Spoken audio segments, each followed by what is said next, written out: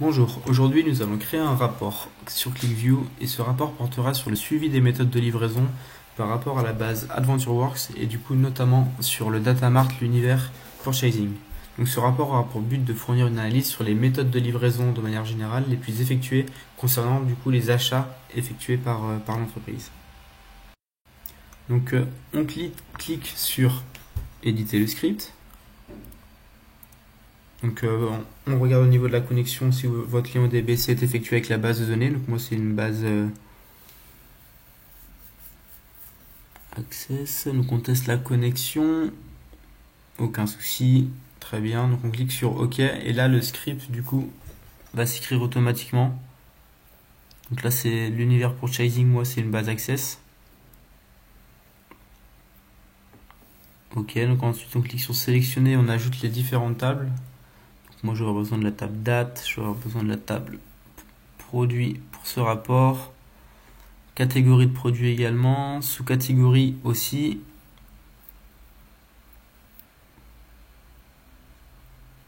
Je vais prendre aussi qu'est-ce qui pourrait m'intéresser, purchase order detail, le détail on va dire de la facture d'achat. Je vais prendre également, il doit être un petit peu plus haut, voilà, ship method, donc du coup pour les méthodes de livraison utilisées. Et la table de fait, fact purchase order header. Ok, donc là on voit que les éléments du script, les données sont prêts à être chargées.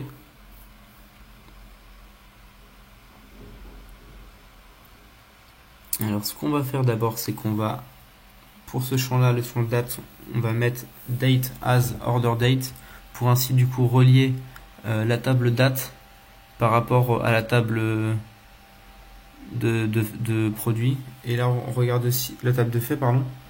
Et par rapport à la table de produits, donc on voit qu'on a name pour le même champ pour différentes tables. Donc du coup on va renommer ces champs-là pour qu'il n'y ait pas de confusion sur ClickView, vu que sur ClickView tous les champs doivent être différents. Donc on va l'appeler name product pour celui-ci. Pour celui-ci on va le renommer as name, on va l'appeler catprod. Voilà. Et pareil pour la sous-catégorie, on va pas laisser ça juste en name as prod sub 4. Sub 4 prod, c'est pas mal ça. Voilà.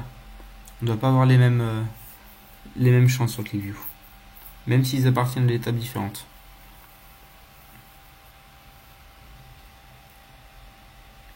Et on va faire pareil pour le ship method, on va appeler name as name ship method. Parfait, comme ça.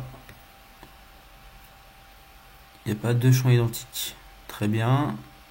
Donc là, j'ai pas encore cliqué sur recharger les données. Donc si je regarde ici, j'ai aucune donnée qui en ressort. Donc on va d'abord recharger les données. Une fois qu'on a fait le script. Ok, très bien. On voit que les lignes de données se chargent sur ClickView. Parfait. On peut fermer. Et si je regarde du coup au niveau du visionneur de table, on remarque que les données, les tables sont présentes. Donc on va réorganiser un petit peu pour que ce soit plus clair. Donc toutes les tables que j'ai sélectionnées précédemment dans mon script. Et du coup en renommant le champ date as order date, ça a directement fait la liaison entre le dim date et la table fact purchase order header. Et les autres clients, ClickView a su les repérer automatiquement. Ok. Donc on va créer du coup ce rapport sur les suivis des méthodes de livraison concernant les achats. Donc on va d'abord commencer par ajouter un logo. Donc je vous conseille pour les images, de conserver les proportions, c'est pas mal. Et après derrière, ah non, on va mettre plutôt, ça va être plus simple en remplir. On pourra agrandir l'image si besoin. Voilà. Hop. On va ajouter, hop là, pas besoin d'une seconde feuille, une seule suffira pour ce rapport. On va ajouter le titre du rapport.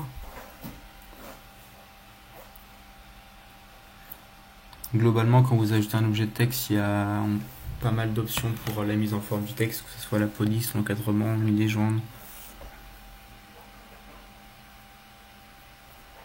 Donc suivi des méthodes de livraison. On va pas laisser le fond en bleu, c'est pas très joli, on va mettre ça plutôt en blanc. On va changer la police, on va mettre ça en 18 et en gras, parfait. C'est pas trop mal, on va mettre un petit encadré, une petite bordure, parfait. On va centrer ça et l'étirer. C'est pas trop mal. Voilà, pour faire des petits encadrés, des petits en-têtes, c'est assez facile sur ClickView. C'est assez intuitif. On va rajouter un objet de sélection active. Donc on met les paramètres par défaut de la sélection active et ça permettra la sélection. Dès que des éléments seront filtrés, ces éléments apparaîtront ici. On ajoute ensuite des listes de sélection. Donc je rajoute l'élément makeFlag pour savoir si le produit est acheté ou ici il est fabriqué. 0 pour acheter, 1 pour fabriquer. Copier-coller de la liste de sélection et je rajoute les autres éléments dont je souhaite filtrer. Donc je vais rajouter le champ year, le champ année. Ok. CTRL-C, CTRL-V. Hop, je copie l'objet et je vais changer du coup. On va déplacer ça ici. Propriété. Et on va sélectionner un autre champ sur lequel l'utilisateur pourra filtrer les données. On va mettre les catégories de produits d'abord.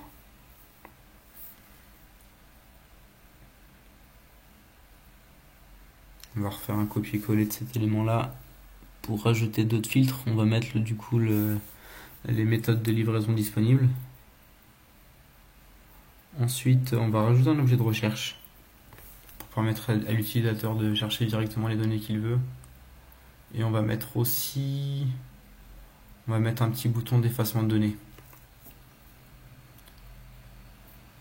Donc, là, c'est juste le texte du bouton, ce qui va être écrit dessus, donc effacement des sélections. Donc là, il n'est pas encore activé, donc on va dans Action, Ajouter, Effacer tout. Et du coup, en cliquant sur le bouton, les sélections, les filtres vont être désactivés.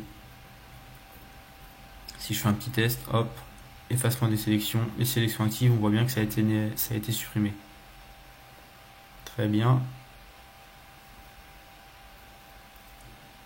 Donc on va ajouter un nouvel objet de feuille, pardon.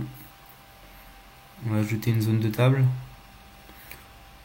Donc on va commencer, en fait on va prendre les éléments globaux de la table ship method, donc les méthodes de livraison, ça va faire un petit rappel de quels sont les éléments les méthodes de livraison avec le taux de base et le ship base et le ship rate. Pour du coup les 5 méthodes de livraison possibles lorsque l'entreprise effectue des achats. On va ajouter ensuite un graphique. Donc pour ce premier graphique, on va faire l'utilisation des méthodes de livraison. Donc voir quelles sont les méthodes de livraison les plus utilisées par l'entreprise lorsqu'elle effectue des achats. Donc on va utiliser un diagramme en secteur vu que c'est pour les répartitions, voir une répartition c'est vraiment utile, c'est très ergonomique. Donc on va prendre en dimension le nom de la méthode du coup, le nom du fournisseur au final de livraison. Et en expression, on va simplement en fait compter du coup le nombre d'occurrences, le nombre de factures, et comme chaque facture est reliée à une seule méthode de livraison, on aura juste à compter le nombre de fois où ça apparaît du coup dans telle dimension. Donc on peut effectuer un tri ici, pas besoin, on va regarder ce que ça donne pour le moment. Ok, c'est pas mal, on a déjà affiché les données. Donc là on voit que sans tri, du coup c'est Cargo Transport où il y a eu plus d'achats effectués avec eux, de livraisons effectuées. On va modifier un petit peu l'aspect du graphique. On va mettre une meilleure légende, voilà. Teinté, centré V, ok. On regarde ce que ça donne, hop, ok, la légende a été changée. Donc voilà, il y a plein de petites astuces de mise en forme qui sont disponibles sur ClickView. Assez intuitif.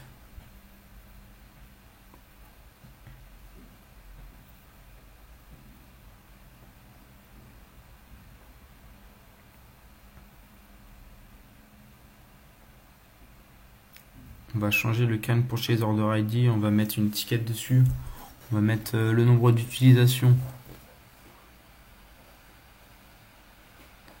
qui au final correspond aux méthodes de livraison, hein. Comme le titre du graphique est au-dessus, donc il n'y a pas besoin de renseigner l'utilisation des méthodes de livraison et non d'utilisation de ces méthodes. On va réorganiser un petit peu tout ça. Hop. Là, on regarde si bien le graphique est opérationnel en utilisant les filtres. Et on va ajouter un nouvel objet. On va rajouter un nouveau graphique.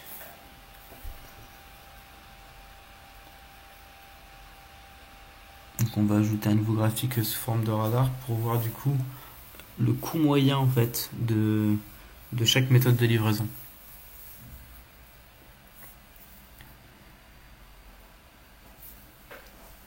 Donc pour ça, les dimensions utilisées, donc au final on reprend la même dimension, hein, qui va être du coup le nom de la méthode utilisée en dimension, nameship méthode, suivant, l'expression, du coup on va faire la moyenne donc de freight, donc du coup des coûts de livraison auxquels ont été imputés sur chaque facture. Voilà, ok.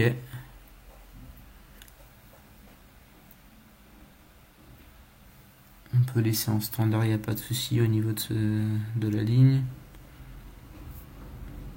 Suivant tri, pour l'instant on va laisser comme ça. On va regarder ce que ça donne déjà. Ok.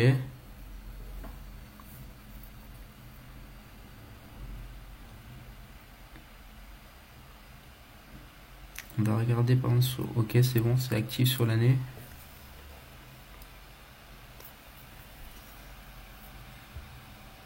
Ok. C'est fonctionnel. On va le agrandir un petit peu.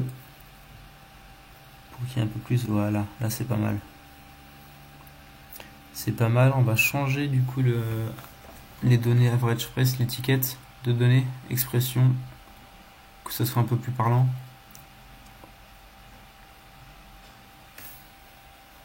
Donc on appelle ça le coût moyen des livraisons du coup pour chaque fournisseur de livraison qu'on effectue. Nouvel objet de feuille, graphique.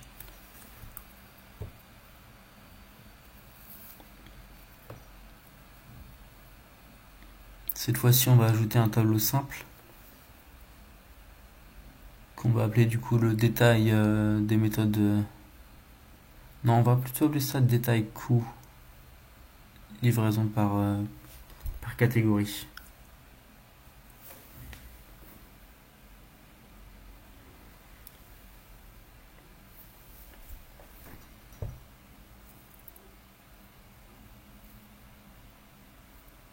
Donc là on peut rajouter du coup les dimensions qu'on a besoin pour ce graphique qui au final est juste un tableau simple. La différence avec zone de table, c'est que en utilisant un tableau simple via graphique, c'est qu'on peut utiliser des expressions. Alors que en utilisant les zones de table, on ne peut pas utiliser des expressions.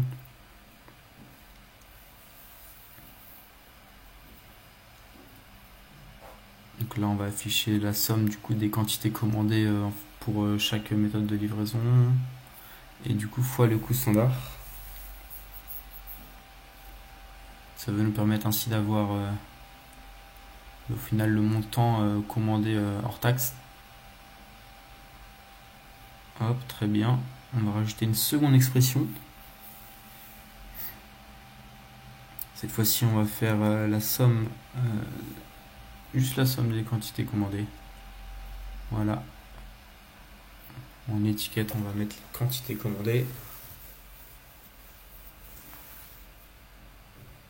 Hop. Petite faute. On va rajouter une troisième expression.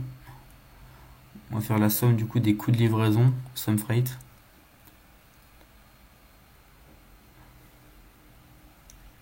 Globalement, au niveau de l'expression, ce sera noté s'il y a une erreur dans l'expression, une erreur de syntaxe. Ce ne sera pas accepté, le logiciel vous le dira. On va appeler coût total freight. Donc du coup, le freight pour livraison. On va rajouter une quatrième expression. On va faire un petit pourcentage en fait de ces frais de livraison par rapport du coup au total de la facture, voir en général combien en pourcentage ces frais de livraison interviennent sur la facture. Ok. Donc pourcentage de frais de livraison.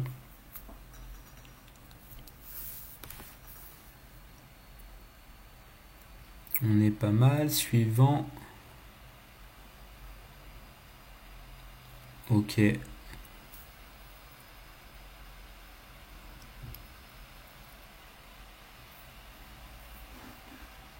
On va directement cliquer sur terminer pour voir ce que ça donne pour le moment. On va agrandir le tableau. On va modifier du coup le format des données. Donc ça va être dans nombre. Donc les éléments, on va les passer en monétaire pour le montant commandé hors taxe et le coût total freight livraison. Voilà. Et pour le pourcentage de freight, des coûts de livraison, on va le mettre en nombre, on va mettre quelques virgules derrière et hop, affichage en pourcentage. Parfait. Là, c'est mieux. On a les valeurs en pourcentage et en euros. Ok.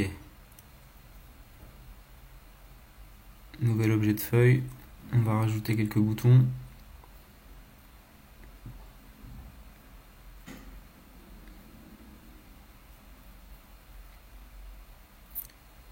On va rajouter, donc là on voit toutes les possibilités, 5 types d'actions, sélection, disposition, favori, imprimé, externe.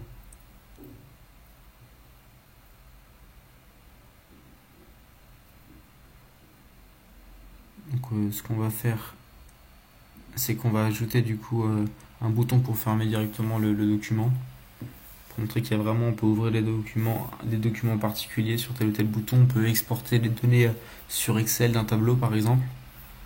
Donc hop, je décale le bouton en bas à droite du rapport. Et on va rajouter un dernier bouton qui va être du coup le rechargement des données par rapport à la base de données.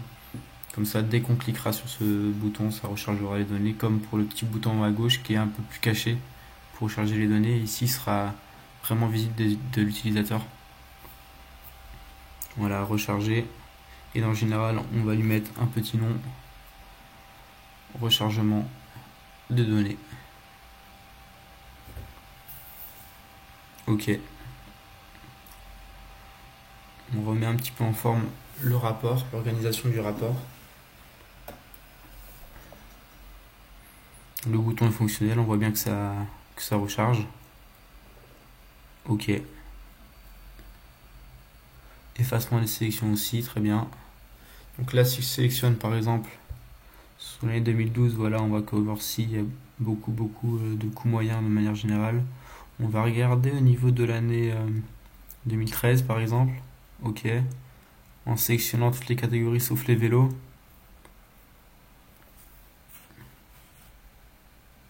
Donc voilà.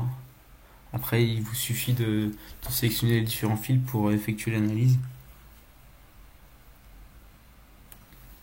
Donc si je regarde par exemple cargo transport, voilà, 331 utilisations hors vélo pour l'année 2013. Si je sélectionne les closings, on remarque que uniquement Oversea Deluxe effectue, toute année confondue, effectue les achats de type closing. Donc on passe uniquement par ce fournisseur de livraison.